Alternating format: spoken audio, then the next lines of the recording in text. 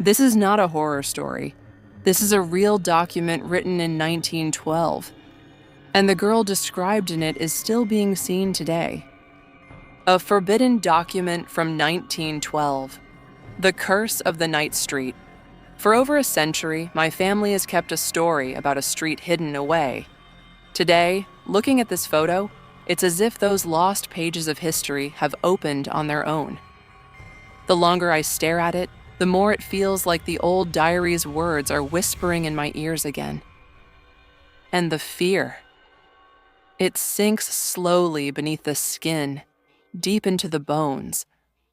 The story dates back to 1912, in a city of Eastern Bengal, now divided between Bangladesh and India. There was a narrow, long, straight street. During the day, rickshaws, markets, light and air, and crowds of people filled it. But at night, the street fell completely silent. People would say, no one crosses that street after dark. And if anyone asked why, they'd lower their eyes and say, it's the city's old curse. Very old.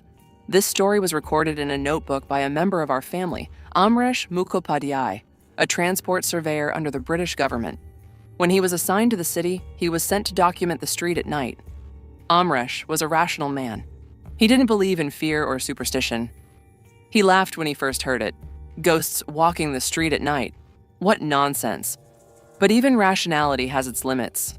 When something truly appears before your eyes, your chest stops on its own.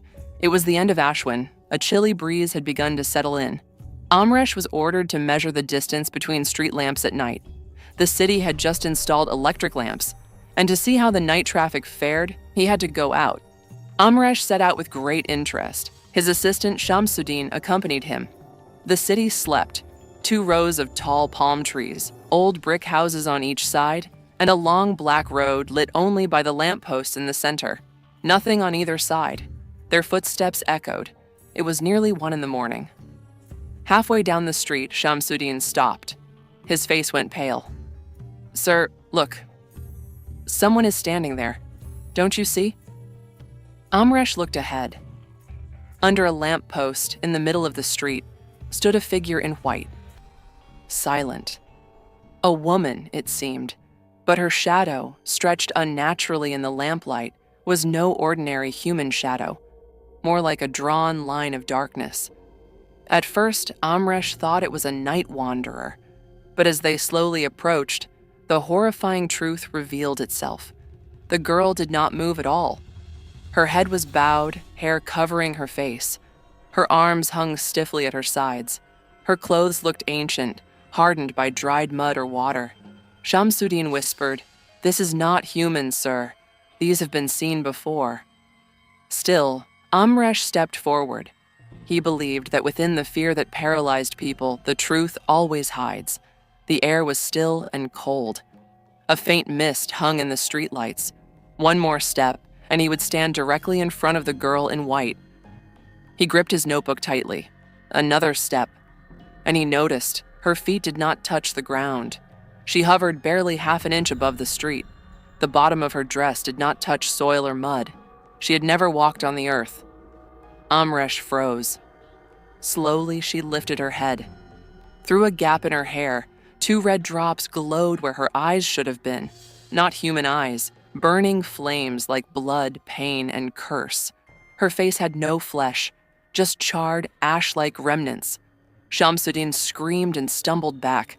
Amresh took a step back as well. Her lips were gone, yet her mouth moved, and the sound that came was impossible for a human throat. A torn, rasping wail, as if smoke itself screamed. Then she began to move across the street, not walking but gliding over the air. Her hands rose as if beckoning, pulling, demanding. Amresh's heart raced. He ran in a flash, Shamsuddin behind him. Before they could catch their breath, the darkness of the street seemed to chase them. One glance back would haunt Amresh for the rest of his life. She wasn't following them. She stood in the middle of the street, facing him, her red, burning eyes fixed on Amresh. And her shadow, so long, so unnatural, like a line of death, not a shadow. Amresh later wrote, "Her eyes knew my name.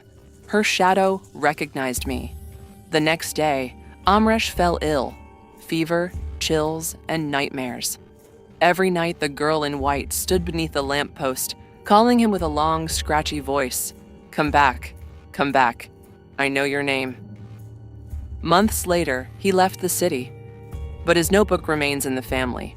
The last line he wrote, if anyone ever reads this notebook, remember, never try to recognize the girl in white on the night street. She looks human, but she is not. And if she calls your name, know this. Then no one ever returns. Amresh disappeared mysteriously one evening. His body was never found. Only his cap was left by the street near the village. Witnesses say, on the last day he was seen, he stood alone in the middle of the street beneath the lamp, speaking to someone. Yet there was no one else there. Today, the photo I captured chills me to the bone. Same lamppost, same stance, the same blackened, ash-like dress.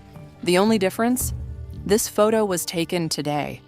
Perhaps, just perhaps, the ancient curse stirs again when we take a picture at night. If you ever see someone standing alone on a night street, head down, hair covering the face, motionless, do not go near.